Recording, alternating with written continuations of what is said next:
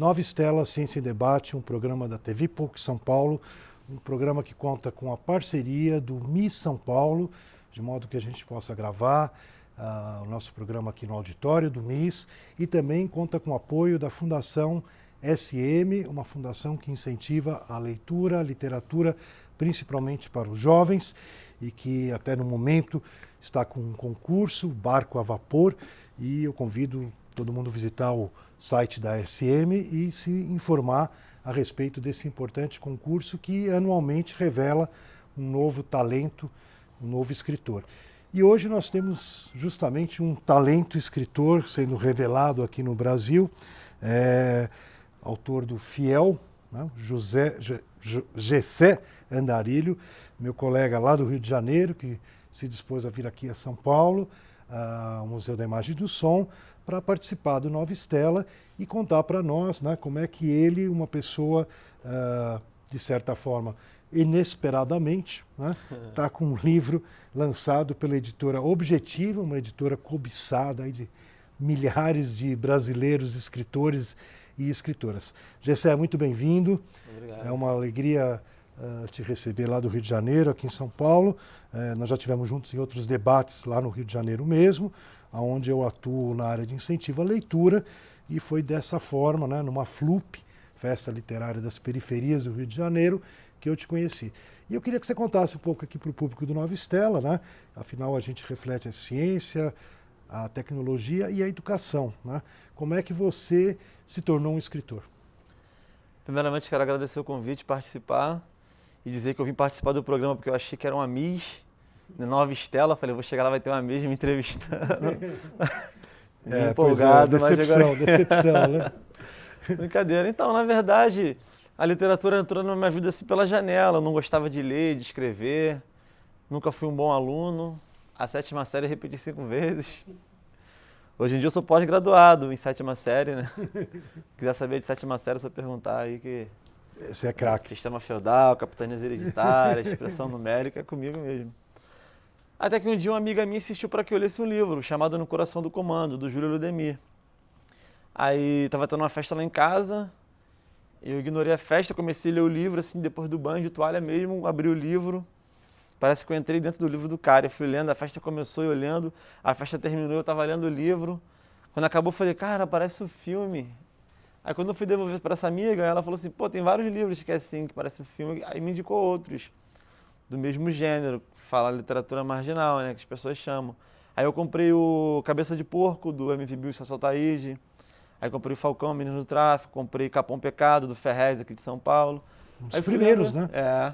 Eu tinha livraria na época, quando o Ferrez lançou, inclusive era uma editora pequenininha, não era para que ele está agora, não. Era uma editora mais desconhecida, que já fechou, editora pequena, e eu me lembro que a gente pôs para vender lá na Belas Artes e muita gente se interessou, né? Na verdade, eu achei o teu livro na livraria Galileu, lá no Flamengo, porque eu não me preocupei em usar da possibilidade de ligar, né, como alguém que colabora com a prefeitura, ligar para a editora. Eu falei, não, quero ver se eu acho teu livro naturalmente, né? Entrar na livraria, tem o livro aí, Fiel, né? O cara, tem uma pilha, né? Tava lá, a pilha, ainda deu um descontinho, né, Galileu? Então, mas daí como é que, entre esse interesse teu, né, pela leitura, motivado, muito bacana, né, por uma amiga que fez o papel que a gente chama de multiplicador da leitura, de motivar a pessoa que nunca teve contato, né, se aproximar do livro. Como é que você chega a escrever o livro? Como é que, vamos dizer, essa técnica, porque aqui no livro tem técnica, né? Como é que você chegou nisso? Quer dizer... Então, aí eu fui nessa de lendo livros, e até que um dia a gente veio para São Paulo para um evento da revista Trip. Aí eu ganhei um livro lá chamado Zona de Guerra, de um cara também daqui, Marcos Lopes, conhecido como Nenê, lá no Capão Redondo. Aí eu li o livro do cara, voltando para casa, aí eu falei, cara, essas histórias aqui dão um livro, eu tenho histórias como essa aqui para contar. Aí meu amigo virou para mim e falou assim, tem história igual a do cara? Vai lá e conta então, pô, vai lá e escreve teu livro. Para de me perturbar que eu quero ficar chutando meu pagode. Ele tava ouvindo pagode no fone. Aí eu falei, então tá, fiquei aquilo na cabeça. Aí quando voltei para os trabalhos no Rio, eu estava dentro do trem, né? Que geralmente eu perdia 2 horas para ir, mais 2 para voltar de casa até o trabalho, enfim, aquele caos que é o transporte público lá no Rio. E eu tive a ideia de escrever São um Paulo livro. não tem isso, não. Não, São Paulo é show de bola. Nem calor tem em São Paulo. Nada, aqui é tudo ar-condicionado, né? Na rua, Aí eu no metrô. tive a ideia de escrever, mas eu tava querendo escrever um livro sobre a minha vida, mas eu pensei, quem é que vai querer ler sobre a minha vida? Quem sou eu? Aí eu inventei um personagem e comecei a contar um pouco do que eu vivi quando eu era mais novo. Falei, pô, mas minha história não vai Esse é o Felipe bancar. aqui do... Até um determinado momento, sim. Aí eu comecei a roubar a história de outras pessoas e incorporar no Felipe, que ganhou vida própria. Deixou de ser eu, deixou de ser meus amigos, virou um personagem criado com base nas histórias que eu vi, vivi e vivenciei, entendeu? Aí nasceu o Fiel, dentro do trem ali. E se alguém estivesse falando alguma coisa ali do meu lado e a história da pessoa, a conversa da pessoa chamasse mais atenção do que eu estivesse escrevendo, parava de escrever, escutava e incorporava a história da pessoa no meu texto. Não, aliás, no Fiel, né, desde o início até o final, uma das coisas mais importantes na vida do Felipe é as viagens de ônibus que ele faz. Só para o pessoal entender, assim, o Felipe, na medida que ele se envolve aí com a barra pesada e tudo mais, ele não pode voltar nem para a casa da mãe nem a casa do pai. Eles estão separados, né? Então ele mente para os dois, daí isso é uma grande estratégia. Eu, quando era pequeno, eu tinha um primo que morava no Bom Retiro, aqui em São Paulo, eu morava aqui perto do MIS, e a gente todo fim de semana um ia dormir na casa do outro. Daí a gente podia, você entendeu, ficar até mais tarde, porque estava um dormindo na casa do outro. E você, na história, fala para o pai que vai dormir na casa da mãe, na mãe que vai dormir na casa do pai, e você fica, né, o personagem fica pelo transporte público, dormindo e conhecendo gente, né? Então, na verdade, isso é uma coisa da tua vida, de viver nesse transporte, que faz parte forte do enredo do teu livro, né? Porque os ônibus não param lá no Rio, então tem ônibus circulando a noite toda. E ele fala pro pai, tô na casa da mãe, mãe, tô na casa do pai. E ele não pode chegar de madrugada nem na casa de um, nem na casa do outro. Então quando ele sai dos bailes funk, ele sai do envolvimento dele que ele estava tendo com a favela, ele decide dormir dentro dos ônibus para poder chegar ou de manhã no pai ou de manhã na mãe, como se estivesse na casa do outro responsável. E nisso ele conheceu várias pessoas dentro do ônibus, viveu a história com as pessoas, conheceu o pichador, enfim, foi para Lapa. Não porque ele queria pichar, ele queria passar o tempo. Ele queria fazer qualquer coisa para amanhecer, ele poder ir para casa ou do pai ou da mãe. E nisso o livro conta um pouco da cultura carioca, entendeu? Que rola nas madrugas. Porque eu fiz isso também, eu dormi em ônibus quando eu era mais novo. Por que você dormiu em ônibus? Porque mesma coisa, eu queria estar nas paradas e eu não podia chegar tarde em casa. Aí fazia isso. Teu pai e tua mãe também eram separados? Eram separados, como o do Felipe. Também eram evangélicos, como o do Felipe, entendeu? Por isso que até determinada parte do livro são coisas que eu vivi, entendeu? Por isso que eu escrevo com propriedade sobre os pais querendo que os filhos sejam criados na igreja que frequente, obriga, tem que ir.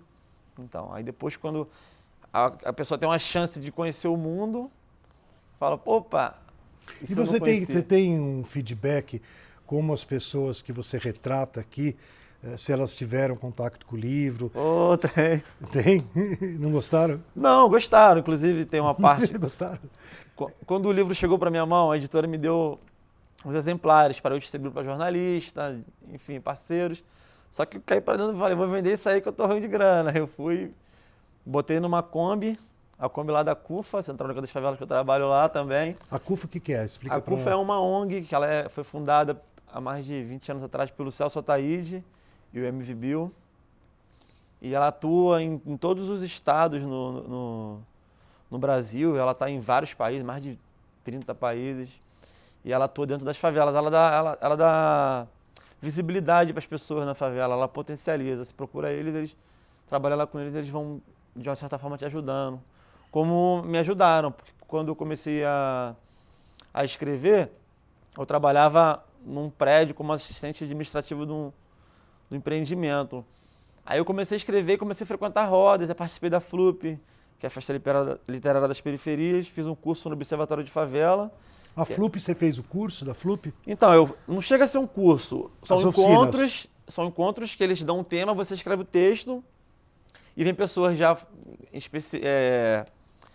como se diz, já craque, já no assunto e fala, aqui você deveria ter puxado para cá, ou para dar um conselho em cima do teu texto, do tema que eles fizeram, enfim, que eles deram lá o tema você fazer. E nisso vinham autores já conhecidos. O próprio Ferrez eu conheci lá, o Sérgio Vaz, o Caco Barcelos, que foi o terceiro livro que eu li, que é o Abusado.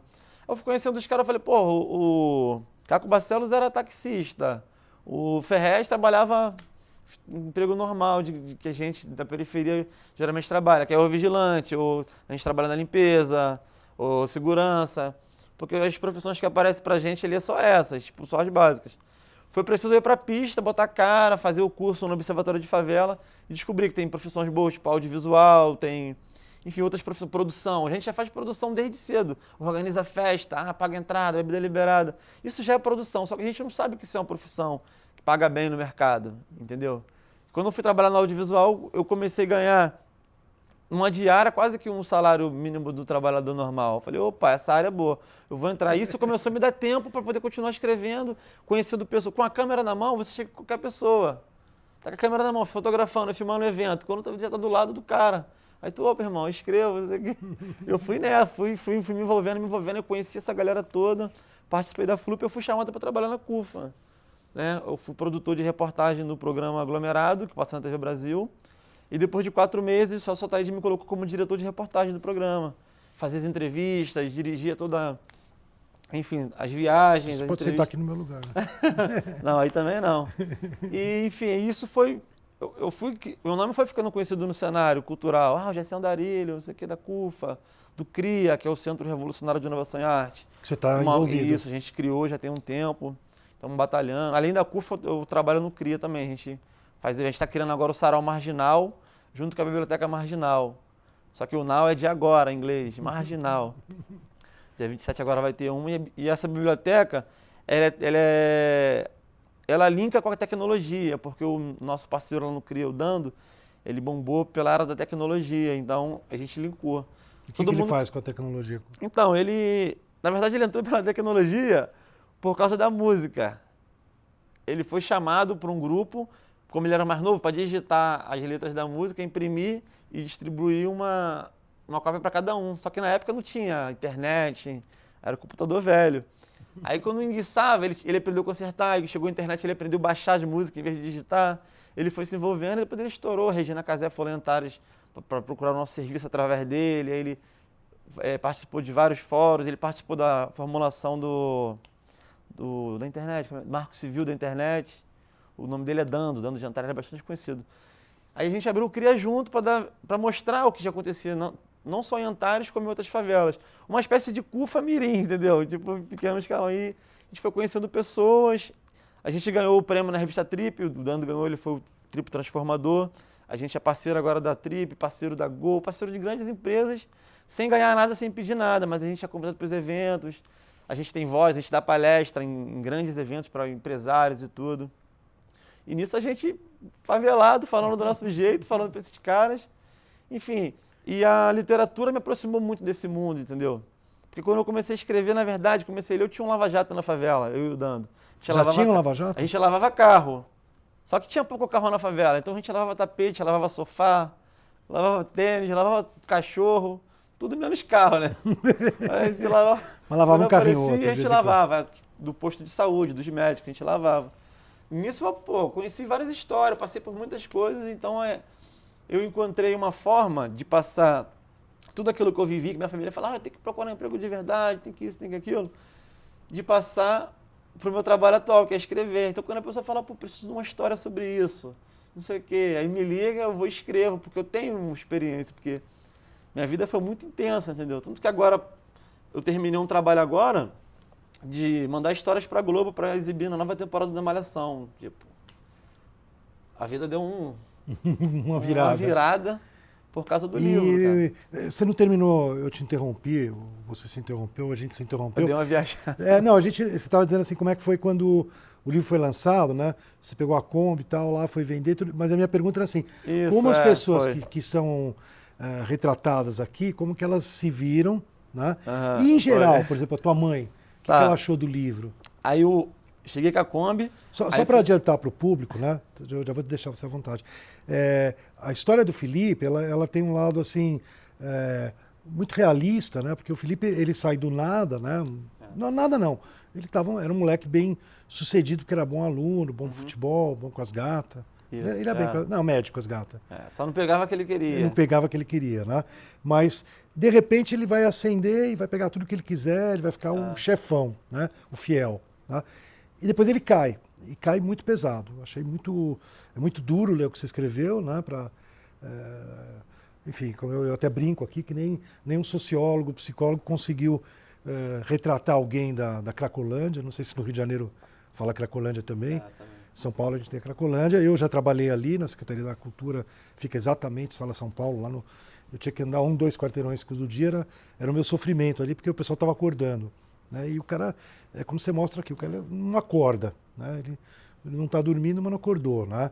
E esse é o Felipe. O Felipe vai subir e vai descer. Não vou contar o final, né? Mas como é que as pessoas viram isso tudo? Né? Você chegar nisso e contar até esse lado...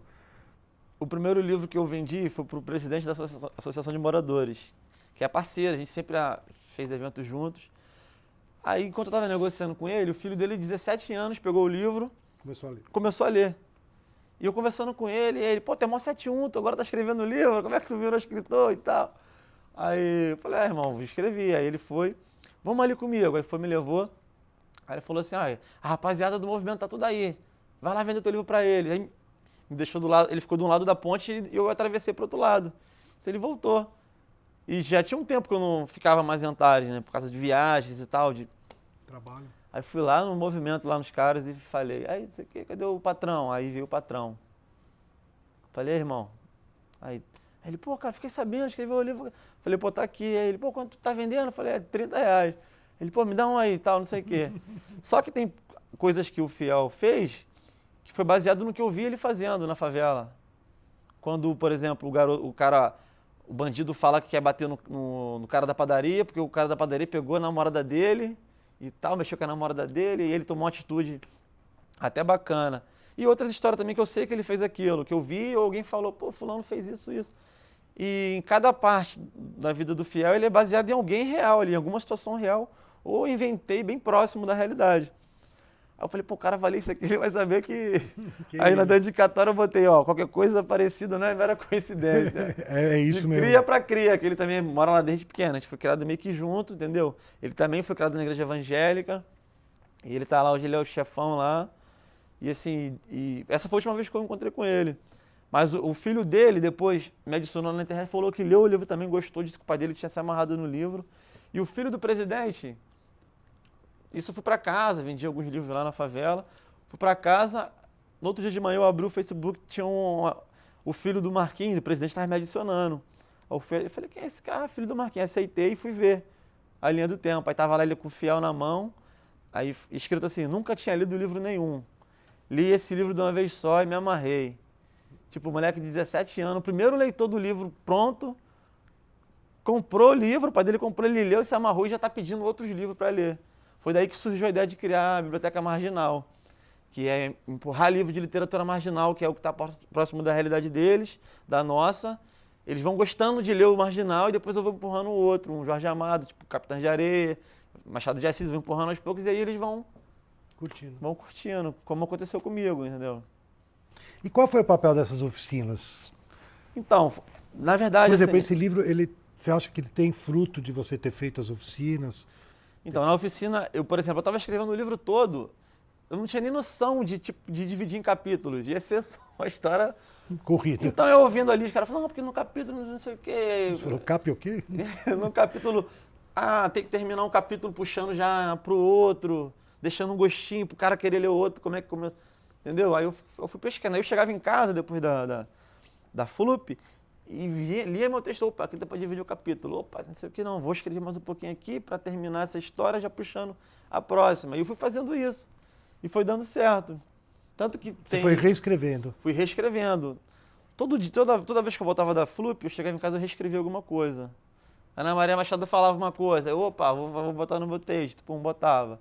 Ferrez falava, opa, vou colocar isso, opa, vou tirar aquilo, vou fazer. Então, na verdade, esse livro tem um pouquinho de cada um ali que... falou alguma coisa que entrou aqui, opa, ou que não dava para colocar, eu já joguei para os outros livros, que eu estou escrevendo outros 6 livros. Quantos? Outros 6.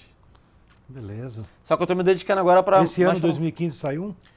Eu estou com o infantil já pronto, de repente esse infantil sai esse ano, mas eu tô planejando junto com a editora de fazer para o outro ano, deixar esse curtir mais e tal, ganhar os prêmios que ele vai ganhar ainda, na fé de Deus. Tá, na fé de Em Deus. 2006 vim com o Efetivo Variável. Efetivo Variável, É o próximo. que é o praça que se apaixona com a filha do É o chefão Praça, do exército. Fala sobre o serviço Já militar entrevistei obrigatório, ele né? em outras oportunidades, eu já sei um pouco da história do próximo livro, né? É, Mas, de fato, e são 6 histórias que você está são mexendo, 6 histórias, todas diferentes. todas diferentes.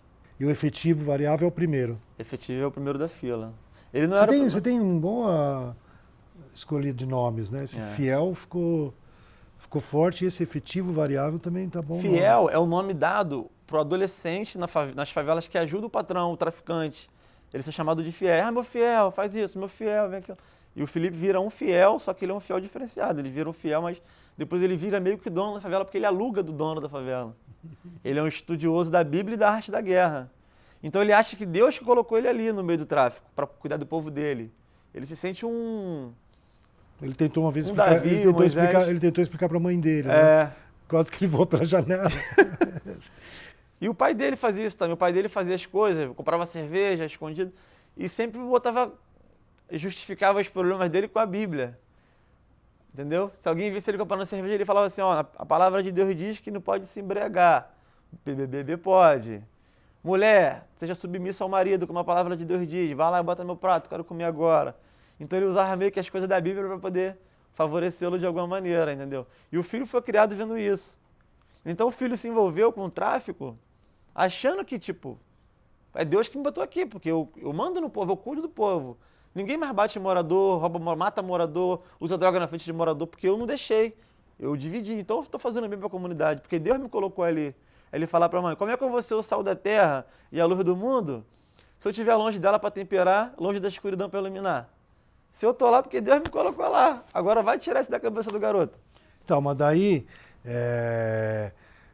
ele, de repente, dá tudo errado. Tá tudo errado. Essa de repente dá tudo errado também é uma experiência que você teve. Não, isso acontece, eu vejo muito isso. O próprio... Lá onde eu moro, lá em Antares, tem um abrigo lá da prefeitura, lá, que vem pessoas de tudo quanto é lugar. Outro dia agora, tinha um cara lá que foi do Legião Urbana, Negrete, lá tava lá, o usuário lá de crack, perdeu tudo. Perdeu tudo. Não só ele, como várias pessoas. Às vezes o cara passa e alguém fala, cão... Mas o aquele fiel que você cara conheceu ali é não isso." perdeu tudo, que ainda estava lá comprando teu livro, tudo. Oi? O moleque que você se inspirou para pôr aqui, Não, esse ainda tá no... esse ainda estava normal. Ainda tá ainda, e eu espero que... Deus permita que ele continue. Não, que ele continue, não sei o que ele possa sair, que ele possa encontrar outro caminho, né? Porque eu tive muito próximo de entrar, cara, assim, quando você é muito bom em alguma coisa, você é legal, quando você, tipo o Felipe, você é legal com todo mundo gosta de você. Tantas pessoas boas quanto as pessoas ruins vão gostar de você, porque você vai ser legal até num paralelo. Só que as coisas na minha vida, eu tive uma família muito presente, entendeu? E as coisas na minha vida me puxaram para um lado bacana. Conheci Celso Taíde, a galera da CUFA, o Jailson Silva, o pessoal da FLUP. Os autores dos livros que eu li, hoje são meus amigos. Caco Barcelo, Júlio Ludemir, meu parceirão. Celso Taíde. Tava junto com a gente quando você falou lá na MV Bill, sábado agora estava comigo na churrascaria lá em Bangu. Tivemos que sair porque tava um assédio de fã e tal. Fomos para um lugar mais reservado. Mas assim, a gente chegou na churrascaria, ele veio depois, eu vim um pouco na frente. E as pessoas já estavam apontando para mim, ah lá, não sei o que, aquele cara lá que foi no Esquenta, que foi no Céu Negócio. Aí já, quando ele veio, aí o pessoal vindo tirar foto e tal. Aí ficamos um pouco, fizemos aquela sala e depois a gente saiu e tal, fomos para outro lugar. Não por marra, mas assim, atendemos todo mundo, falamos, depois a gente saiu de fininho e tal, para que a gente queira trocar uma ideia e tal. Enfim, então a literatura, a arte, até o Bill escreve isso aqui atrás, que eu só não me envolvi, porque eu conheci o Bill ele gravando o Falcão, Menino do Tráfico lá em Antares. Eu conhecia a bandidagem, porque eu andava junto com os caras, mesmo eu tendo meu trabalho, fazendo minhas coisas, eu conhecia, porque quando meus pais se separaram, eu comecei a morar sozinho, eu sempre gostei de virar a madrugada, de conhecer, de trocar ideia, e quem ficava acordado nessa hora eram os caras do movimento e tal. Só que quando eu fui ficando mais velho, depois da Lava Jato eu comecei a consertar celular, né? Consertar o celular? Consertar telefone celular. Só que eu comprei uma moto, eu não tinha mais loja. O que eu fazia? As pessoas me ligavam, falavam assim, Gessé, tô com o telefone quebrado aqui. Ah, trabalha onde? Ah, trabalho aqui no DPO, sou policial, tal. Me deram o teu número. Eu ia no DPO, consertava o celular do cara na frente dele. Ele falava o defeito, eu levava a peça, trocava na frente do policial, montava, tá, entregava, cobrava um pouquinho mais por isso, é óbvio. Assim como médicos, assim como traficantes, professores, motorista de ônibus. Já troquei flex dentro de ônibus, na bancadinha do cobrador ali, ó, trocando rapidinho, que eu tinha habilidade com isso. Então, assim, eu tenho muitas histórias na cabeça para contar, entendeu? Muitas histórias. Porque minha vida foi muito... Quando eu fiz 14 anos, eu falei pra minha mãe assim, mãe, eu vou dar um tempo. Eu já zoei demais nessa vida com 14 anos. Que eu tinha, na ocasião, eu tinha batido de moto e ficado 3 dias em coma e mais um mês internado na recuperação. Aí quando eu melhorei, eu falei, mãe, eu vou dar um tempo, porque eu já zoei demais nessa vida. 14 anos. Você contou para mim que o teu filho Davi, ele está interessado em ser escritor também? É, na verdade, é até uma decepção pra mim, né? Porque eu queria que ele fosse jogador de futebol. Ele fosse o quê? Jogador de futebol. Não. Eu dei várias bolas pra ele, eu falei, não, chuta contra a perna, que ele é meio canhoto. Chuta com as duas. E ele está querendo escrever. Aí agora ele quer escrever. Começou que ele pediu um tablet. Eu falei, eu só vou te dar um tablet que eu não vou você aprender a ler.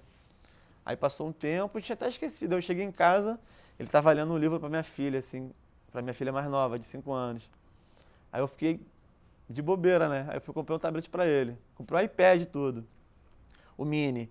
Só que aí, passou, tipo assim, uma semana depois eu tava vindo do trabalho, aí minha filha saiu correndo. Aí eu corri também, atrás dela. Aí eu entrei pela porta da cozinha e ela, pela da sala, chamando, Davi, papai tá chegando, pega o livro pra cá e finge que tá lendo. Aí eu falei, caraca, mano, eles estão me enrolando. Ele está te enganando. Aí eu peguei o tablet, o iPad dele e troquei no microfone de boom, um Sennheiser. Aí depois eu dei um outro tablet pra ele. Eu vou ter que te interromper, o nosso tempo de televisão é rápido, a gente já está acabando essa gravação, eu vou te convidar para voltar aqui no Nova Estela e acho que foi bastante comovente e sem disfarces, né? O teu relato de onde veio esse livro, né? E de fato eu recomendo muito aí para galera que está assistindo o Nova Estela para ter uma... A gente já recomendou muitos livros aqui, né? Esse é um livro diferente, mas também mostra uma realidade muito importante do nosso Brasil. Nova Estela Ciência em Debate se despede e espera contar com o telespectador novamente na semana que vem para mais uma entrevista.